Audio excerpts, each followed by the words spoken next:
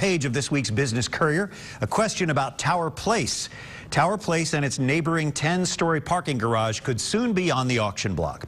That prompts the question, who will control the two key properties that sit in the path of downtown Cincinnati's revitalization? There is a foreclosure dispute over the half-empty mall and the 1,082-space garage. A holding company now controls the note for the properties and has asked a judge for summary judgment in the case. That could ultimately put the property on the auction block. Meanwhile, city officials are worried downtown revitalization could stumble if this matter isn't resolved quickly. Tower Place and its garage are just west of the revitalized Fountain Square and just south of the site where market research firm dunnhumby USA is building a new $100 million headquarters.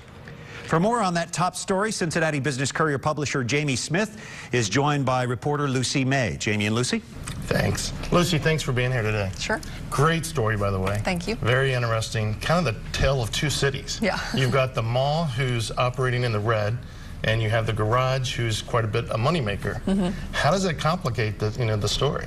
It does make things pretty complicated. The mall and the garage, which is most people around here know it as Pogue's Garage, the 10-story garage that's right across the street from the mall. They're linked by different legal agreements and easements and all kinds of things. But the mall has been losing money for some time. It's now, as of the end of July, it had a 45% occupancy rate, so it's more than half empty, and it's in receivership, and the receiver's report noted that it lost just a bunch of money in July, and it's lost a whole lot of money for the year. The garage, on the other hand, just across the street, the 10-story Pogue's Garage, is making plenty of money. It's made more than $1 million this year alone, and so over the years, the developers who have owned those properties have asked the city of Cincinnati time and time again to separate them.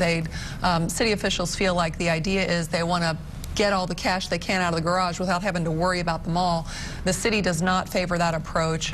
City officials are very intent on finding a solution that brings that whole corner back to life, and they don't think separating the mall and the garage is the way to go. Yeah. Well, speaking of the entire corner and the entire concept, how does it affect other businesses, in Carew Tower and around there? Yeah, well, Tower Place is, connected to Carew Tower in many ways, and I talked with Alex Warm, who's Belvedere Corp owns Carew Tower, and he said it's been very frustrating. Carew Tower is pretty well leased up, and its businesses are doing pretty well, but it doesn't help them at all when there's this kind of big dead space right next to them. So he's very anxious to see some things happening with Tower Place and Pogue's Garage too, and would like to see some more activity in life there. Well, you expressed the city's thought on it. Is the city going to get involved? How much do you think they care about that empty space there? The city cares a whole lot. I spoke with Otis Jones, who's the city's director of economic development, who's fairly new to the city, and he said the city is very concerned about the disinvestment, as he called it, in that area. Another city official told me they would really like to see the property go to auction, and so they'd like to see that property get into the control of someone who's going to do something to make that spot a lot more active. Yeah, well, they've done such a good job at the banks. They've done such a good job up and over the Rhine.